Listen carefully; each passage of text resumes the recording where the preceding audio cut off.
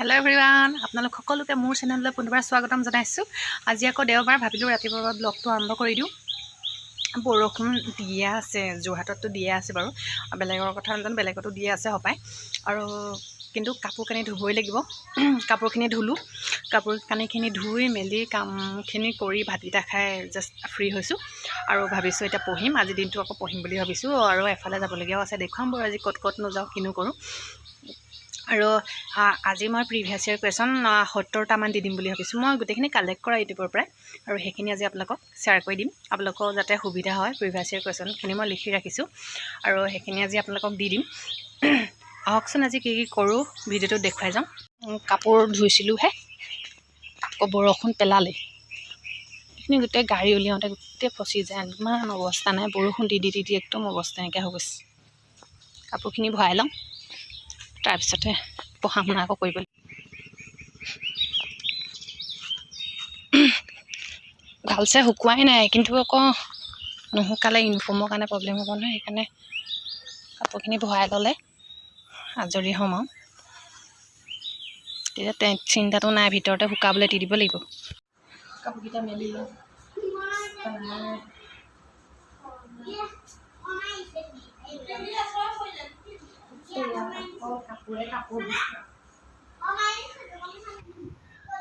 আকৌ বিচনাতে পঢ়িবলৈ বহিলোঁ। মোৰ মতে মানে এনেকুৱা নহয় যে মই টেবুলত পঢ়িলে মনত ৰয়, কিন্তু মানে বিচনাত হওক য'ত হওক মানে যদি মনোযোগটো দিওঁ মোৰ তাতো মনত ৰৈ যায়। আৰু সেইকাৰণে মই টেবুলতে যে পঢ়িলে, মোৰ টেবুলত মানে একদম পঢ়িবলৈ বিৰাট মোৰ গাটো বেয়া। সেইকাৰণে মই টেবুলত পঢ়িবলৈ অকণমান দিগদাৰ হৈ আছে।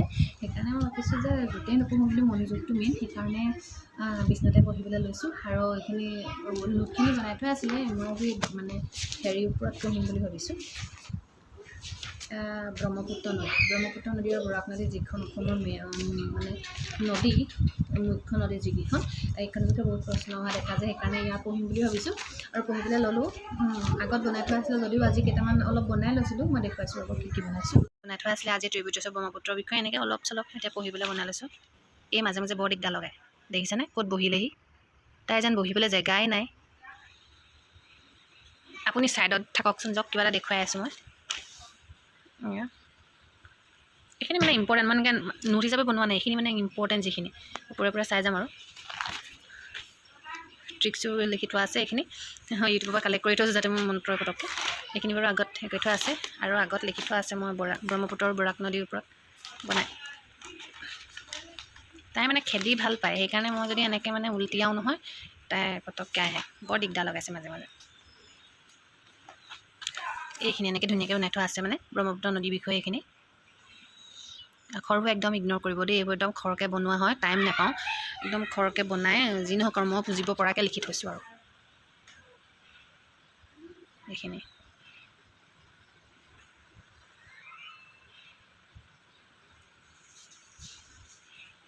এইখিনি আৰু বৰাকৰ বিষয়ে এইখিনি লিখা আছে। আৰু মই MCQ কিছুমান কিতাপৰ পৰা পঢ়িম।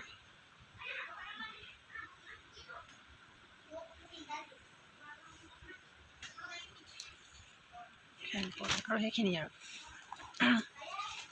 এইখিনি আজি বনাইছিলোঁ।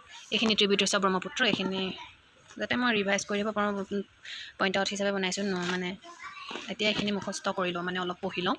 তাৰপিছত আপোনালোকক আজি প্ৰিভিয়াছ ইয়েৰ কুৱেশ্যনকেইটা দি দিম। প্ৰিভিয়াছ ইয়েৰ কুৱেশ্যন মই লিখি ৰাখিছোঁ ইউটিউবৰ পৰা, আৰু সেইখিনি মই যিখিনি কালেক্ট কৰিছোঁ তাৰ আজি 70টা কুৱেশ্যন আজি আপোনালোকক দি দিম। আশা কৰোঁ আপোনালোকৰ কাৰণে আজি ভিডিঅ'টো বহুত হেল্পফুল হ'ব। আৰু এইখিনি এতিয়া মানে মুখস্থ কৰিলোঁ ব্ৰহ্মপুত্ৰৰ বৰাক নদীৰ বিষয়ে যিখিনি আছে, অলপ ইম্পৰ্টেণ্ট চাওঁ আৰু ৰিভাইজো দিব লাগিব।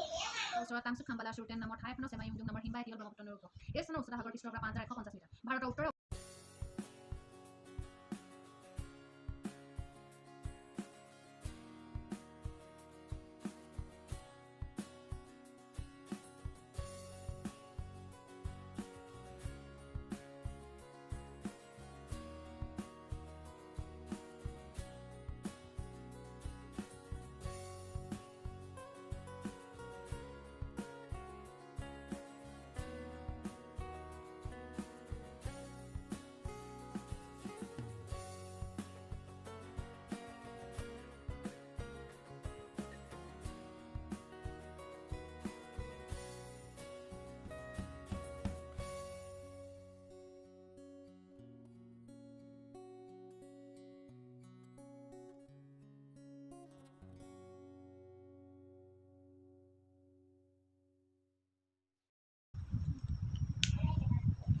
এইখিনি পঢ়িলোঁ আৰু এইখিনি পঢ়িলেও ৰিভাইজো দিব লাগিব আৰু মোৰ মতে যে ক'ব পাৰে যে ষ্টাডি টেবুলখন বহুত জৰুৰী কিন্তু মই মানে ষ্টাডি টেবুলতে যে পঢ়িলে মনত ৰ'ব সেইটো নহয় মই কিবা কাম কৰি থাকিলেও মানে পঢ়াখিনি মনত পেলাই থাকোঁ বা পঢ়ি থাকিবলৈ বিচাৰোঁ বা মোবাইলটো লগাই লওঁ হেডফোনডাল লগত তেনেকৈ পঢ়িবলৈ মানে পঢ়োঁ আৰু সময়টো নিমিলে নহয় একজেক্টলি তাত যে টেবুলতে বহি মোৰতো একদম টাইম নিমিলে আৰু সেইকাৰণে তেনেকৈ পঢ়া হয় আৰু নাজানো কি ক'ত কি হয় আৰু আজিও তেনেকৈ বিচনাতে পঢ়িবলৈ ল'লোঁ আৰু এইখিনি পঢ়ি হ'ল ৰিভিজন দিব লাগিব ৰিভিজন আজি মই ৰাতিলৈ এবাৰ দিম ৰিভিজন আৰু কাইলৈ পৰহিলৈ 3 দিনমান এইখিনি ৰিভিজন দিম তেতিয়া চাগে মনত হ'ব তথাপিতো মই পাহৰি যাম মেমৰিটো একদম শ্বৰ্ট হয় আৰু ইয়াৰ হয় MCQ কেইটামান উলিয়াব লাগিব আৰু মোৰ ওচৰত এখন কিতাপ আছে GK ডায়েৰী বুলি সেইখনত যদি আপোনালোকে প্ৰশ্নবোৰ বিচাৰে মই দি দিম সেইখন মই অনলাইন অৰ্ডাৰ কৰিছিলোঁ আৰু কাৰেণ্ট এফেয়াৰ্ছো যদি বিচাৰে আৰু আছে কিতাপখন মোৰ ওচৰত দি দিম আৰু এইখন কিতাপো ভাল আৰু এইখন কিতাপ মোৰ ওচৰত আছে মই আৰম্ভ কৰিছোঁ পঢ়িবলৈ এইখন শেষ কৰাই নাই আৰু যদি বিচাৰে ইয়াৰ ভিডিঅ'খিনি আপোনালোকক দি দিম প্ৰিভিয়াছ ইয়েৰ কুৱেশ্যনখিনি মই দি দিছোঁ টোটেল 17টা কুৱেশ্যন আজি দি দিম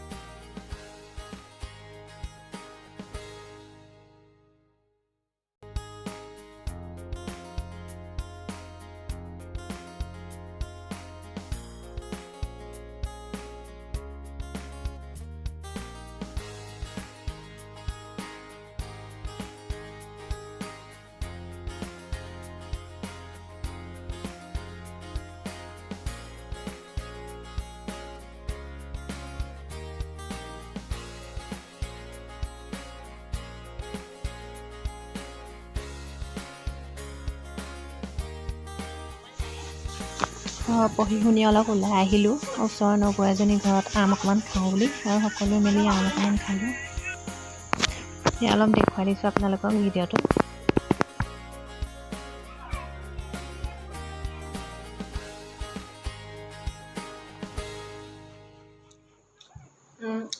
পৰীক্ষা বহি কেইখনমান চাই লওঁ পৰীক্ষা যিহেতু হৈ গ'ল এইখিনি চাই লওঁ তাৰপিছতে নিজৰ আকৌ পঢ়াত বহিম এইখিনি শেষ কৰি লওঁ ইমানখিনিমান আছে চাবলৈ বহুত মানে পৰীক্ষাবোৰ হৈ আছে ফাৰ্ষ্ট ইউনিট টেষ্ট বহিখিনি দিব লাগে কাইলৈ ভিতৰত কাইলৈ সোমবাৰ তাৰপিছত স্কুললৈও নোট এটা বনাব লাগে কাইলৈ GK আছে আৰু 8ৰ GK যিহেতু পাওঁ মই সিহঁতৰ কাৰণে নোট বনাবলৈ আছে আৰু সিহঁতলৈ নোটটো কাইলৈ কাৰণে তৈয়াৰ কৰাৰ পিছতহে আকৌ নিজৰ পঢ়াত বহিম আজি এইখিনি বনালোঁ ক্লাছ 8ৰ কাৰণে এইখিনি নোটখিনি দি দিম এতিয়া PDF বনাই পেলাই দি দিম এইখিনি বুকাৰ প্ৰাইচ আৰু আছাম ভেলী লিটাৰেচাৰ এৱাৰ্ড এইখিনিৰ ওপৰত যিহেতু 8ৰ ইমান হেৰি যাব নালাগে কিন্তু GK হিচাপত সিহঁতৰ এইখিনি এবাৰ চিলেবাছ হিচাপত দি দিছে তো এইখিনি সিহঁতৰ কাৰণে নোট বনাই PDF আকাৰে দি দিওঁ এতিয়া আজিলৈ ভিডিঅ'টো ইমানেই আছিল আশা কৰোঁ আজি ভিডিঅ'টো আপোনালোকে ভাল পালে আৰু যদিহে ভাল পালে তেন্তে লাইক কমেণ্ট শ্বেয়াৰ ছাবস্ক্ৰাইব কৰিবলৈ নাপাহৰিব আজিলৈ আহিছোঁ বাই